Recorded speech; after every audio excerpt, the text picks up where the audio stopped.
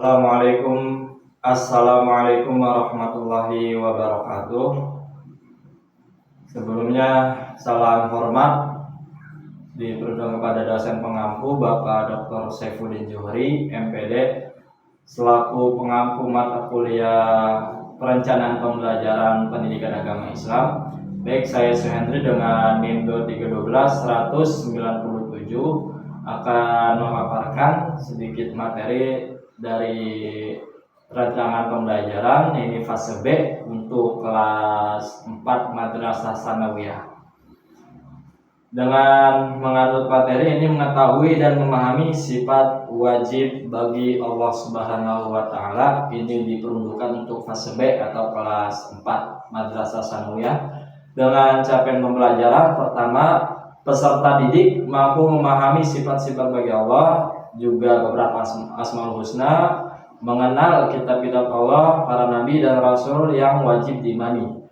Adapun tujuan pembelajaran ini, peserta didik mampu memahami sifat-sifat Allah, meyakini dan mengimplementasikan keyakinannya dalam kehidupan sehari-hari. Baik, lanjut materi yang pertama ini mengenal apa sih itu sifat wajib dan mustahil juga jaiz. Nah, sifat wajib ini adalah sifat yang harus dimiliki oleh Allah SWT sebagai Tuhan semesta alam. Sifat wajib, mustahil, dan jaiz berangkat dari kenyataan bahwa untuk membuktikan adanya mayoritas sifat tersebut meskipun terdapat dalil naqli berupa Al-Quran dan hadis. Kemudian, adapun maksud istilah wajib akli adalah segala hal yang menurut akal pasti adanya atau tidak dapat diterima ketiadaannya. Sedangkan maksud mustahil akli ialah segala hal yang menurut akal pasti tidak ada atau tidak diterima adanya. Nah, sedangkan jaiz ialah segala hal yang menurut akal bisa saja ada maupun tidak ada, atau diterima maupun tidak diterima ketiadaannya. Seperti sifat gerak dan diam bagi makhluk dapat dijadikan pemisalan dalam hal ini. Nah, ilustrasi dari adanya wajib, mustahil, dan jaiz akli secara berurutan. Pertama, satu, akal pasti mengharuskan salah satu dari diam dan bergerak terjadi pada makhluk. Kedua, akal tidak akan membenarkan keduanya secara bersamaan, tidak terjadi padanya. Dan ketiga, akal menerima ada dan ketiadaannya salah satunya. Kemudian ada klasifikasi sifat wajib yang 20. Pertama ada sifat nafsiyah, kedua salbiyah, dan ketiga ma'ani. Nafsiyah itu sifat yang berhubungan dengan zat Allah, sedangkan salbiyah sifat yang meniadakan adanya sifat sebaliknya. Sedangkan sifat ma'ani, yaitu sifat-sifat yang abstrak yang wajib ada pada Allah.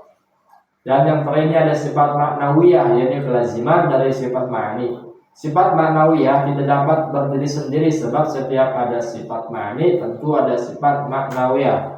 Selanjutnya kedudukan sifat wajib 20. Nah, substansi sifat-sifat wajib bagi Allah telah menjadi kajian ulama Ahlus Sunnah wal Jamaah khususnya, dan juga kajian bijak dalam ulama lain umumnya dalam rentang sejarah sejak masa Abu Hasan Asy'ari, dan juga ada Abu Mansur al-Maturidi, dan juga Al-Qadhi yakni sang hakim Abu Bakar al-Baqilani, dan Imam Al-Haramain, sehingga hingga sekarang ini merumuskan cara praktis menjadi 20 sifat wajib bagi Allah.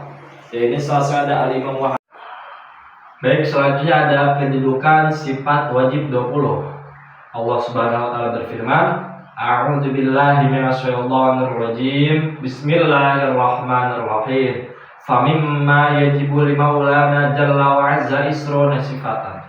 Nah, maka dan dari sifat wajib bagi Allah, yaitu Tuhan kita yang Maha Agung dan Maha Perkasa, ialah ada 20 sifat. Nah, dalam ranah keimanan terhadap Allah secara umum, setiap mukallaf wajib meyakini sifat wajib, mustahil, dan jaiz baginya, sehingga harus satu, meyakini secara mantap tanpa keraguan. Kemudian dan juga meyakini bahwa sifat-sifat yang ada ini bersifat pasti. Nah, ketiganya ini meyakini secara mantap tanpa keraguan bahwa Allah boleh saja melakukan atau meninggalkan segala hal yang bersifat jaiz atau mungkin.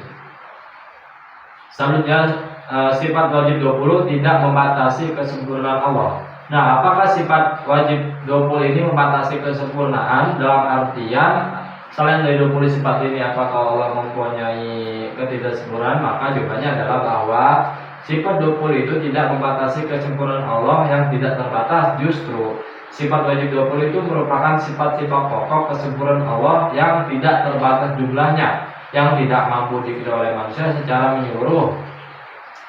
Kemudian kedudukan sifat wajib 20 dalam lafaz tabi'iyah ini lafaz min kitab asal ini Ummul Al-Qarain berisyarat dengan huruf untuk menunjukkan bahwa sifat-sifat Allah Azza wa Jalla tidak terbatas pada 20 sifat. Sebab kesempurnaan tidak terbatas, namun ketidakmampuan dari sifat-sifat tidak dijelaskan oleh akli dan juga akli tidak disiksa karena berkat anugerah Allah Subhanahu wa taala. Nah, adapun sifat-sifat mustahil bagi Allah ini ada dikali sifat menjadi 4. Ini ada Adam, kemudian Al-Qudus, ini artinya lawan sifat Qidam, dan Al-Fana artinya binasa lawan sifat Baqa.